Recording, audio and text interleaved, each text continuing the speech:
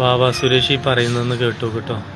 എനിക്ക് ഏറ്റവും ആത്മാർത്ഥമുള്ള സുഹൃത്തുണ്ടായിരുന്നു, ഏറ്റവും നല്ല സുഹൃത്താണ്. അപ്പോൾ ഒരു തിരുവോണത്തിന് എന്നെ വിളിച്ച്, സുരേഷ് ഒരു കാര്യം ചെയ്യും, എൻ്റെ ഇന്നത്തെ തിരുവോണം എൻ്റെ വീട്ടിൽ, ഞാൻ പറഞ്ഞു വരാൻ പറ്റില്ല ചേട്ടാ, എനിക്ക് ഇതാണ് വലുതെന്ന്. അപ്പോൾ എല്ലാ അവിടുത്തെ മക്കൾ 11:45 എന്നെ പ്രതീക്ഷിക്കും എല്ലാ തിരുവോണത്തിനും. അപ്പോൾ ഞാൻ കഴിച്ചു, ഞാനവിടെ നിന്ന് ഇറങ്ങി, ഞാൻ പറഞ്ഞു ചേട്ടാ ഞാൻ വരാം, പായസം കുടിക്കാമെന്ന്. അങ്ങനെ ഞാൻ ചെന്നു, എന്നെ വിളിച്ച് വീട്ടിൻ്റെ വരാന്തയിൽ ഇരുത്തി, ഞാൻ ഇരുന്നു, പായസം എടുക്കാമെന്ന് പറഞ്ഞു. ശരി, ഞാൻ പറഞ്ഞു ആയിക്കോട്ടെ എന്ന് പറഞ്ഞു. അരമണിക്കൂറായി, 3/4 മണിക്കൂറായി, പായസം കണ്ടില്ല, ആരെയും കാണുന്നില്ല. അപ്പം ഞാൻ വെറുതെ അഴിച്ച് അടുക്കളയിലേക്ക് പോയി. അപ്പോൾ അവർ അകത്തുണ്ട്. അപ്പോൾ ഞാൻ നോക്കിയപ്പോൾ ഇതുപോലെ ഗ്ലാസ്സുകളെല്ലാം ഇങ്ങനെ ഒരു 100ഓളം ഗ്ലാസ്, 10-50ഓളം ഗ്ലാസ്സുള്ള വീടിനകത്ത് ഇരിപ്പുണ്ട്. അപ്പോൾ മോനെ മാത്രമല്ല, മോൻ വെളിയിൽ നിന്ന് ഓടി വരുന്നു, ബാക്കിൽ കൂടെ ഓടി. മോൻ ബാക്കിലത്തെ എവിടെയോ ഒരു കടയിൽ പോയി ഡിസ്പോസിബിൾ ഗ്ലാസ് കൊണ്ടുവന്നു എനിക്ക് പായസം തന്നു. അപ്പോൾ ഞാനത് കുടിച്ചു, എനിക്ക് മനസ്സിലായി അങ്ങനെയാണ്. അപ്പോൾ ഞാൻ ആ ഡിസ്പോസിബിൾ ഗ്ലാസ് തന്നെ കുടിച്ചിട്ട് എല്ലാം കഴിഞ്ഞ ശേഷം ഞാൻ അത് കളയാതെ മടക്കി എൻ്റെ പോക്കറ്റിട്ട് കുറ്റിക്കൊണ്ടുവന്ന് ഡിസ്പോസ് ആണ്. അങ്ങനെ ഒരുപാട് അനുഭവങ്ങൾ എനിക്കുണ്ട് എൻ്റെ ഈ മേഖലയിൽ. പക്ഷെ അതൊന്നും എനിക്ക് അവരുടെ ഇടുങ്ങിയ മനസ്സായിരിക്കാം, അല്ലെങ്കിൽ അവരുടെ ആ കാലഘട്ടത്തിൽ പാമ്പിനുള്ള അറപ്പോ വെറുപ്പോ ഒക്കെ ആയിരിക്കാം. അതുകൊണ്ട് അതൊന്നും ഞാൻ വലിയ സംഭവമായിട്ട് കാണാറില്ല. ഒരുപാട് അനുഭവം ഒരുപാട്.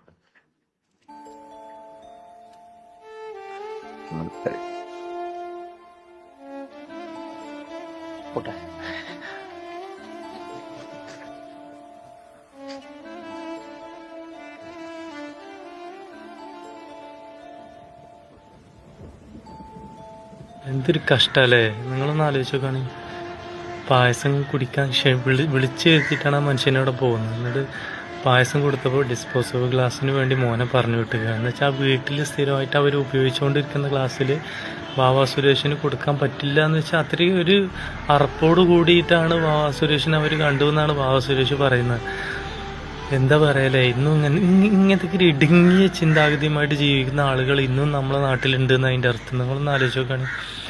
അയ്യോ എന്തൊരു കഷ്ടമല്ല, ആ മനുഷ്യൻ അനുഭവിച്ച വേദന എത്രത്തോളം ഉണ്ട്. ഈ സമൂഹത്തിന് വേണ്ടി ജീവൻ പണയം വെച്ച് ഒരുപാട് ത്യാഗം ചെയ്ത മനുഷ്യനാണ്. ഈ അടുത്തായിട്ട് കുറച്ച് വിമർശനങ്ങൾ സ്വാഭാവികമാണ്. നമ്മൾ ഇതുപോലുള്ള പബ്ലിക്കലി ഇറങ്ങുമ്പോൾ സ്വാഭാവികമായിട്ട് വിമർശനങ്ങൾ ഉണ്ടാവും. പക്ഷെ എന്നാലും ഇങ്ങനെയൊക്കെ ചെയ്യാന്നൊക്കെ പറഞ്ഞാൽ ഭയങ്കര ഇടുങ്ങിയ ചിന്താഗതിയിലെ ആളുകളെ മനസ്സിൽ നിന്ന് വരുന്ന ജീർണിച്ച ചിന്താഗതിയാണ്, ജീർണതയുടെ വൃത്തികെട്ട ചിന്താഗതിയാണ്. ഭയങ്കര സങ്കടം തോന്നി. പക്ഷെ എനിക്ക് ഏറ്റവും ഇഷ്ടപ്പെട്ട എന്താണെന്ന്, അവതാരകനുണ്ടല്ലോ.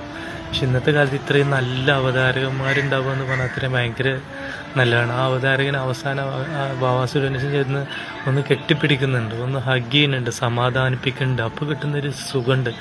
അത് നമുക്കെല്ലാവർക്കും ഉള്ള തന്നെയാണ്. നമ്മൾ അത്രയും മാനസികമായിട്ട് തകർന്ന് നമ്മളെ വിഷമം പറയുമ്പോൾ നമ്മൾ ചേർത്ത് നിർത്താൻ ഒരാളുണ്ടാവുക. വിഷമിക്കല്ലടാന്ന് പറഞ്ഞ് കെട്ടിപ്പിടിച്ച് ആശ്വസിപ്പിക്കാൻ ഒരാളുണ്ടാവുക എന്ന് പറഞ്ഞാൽ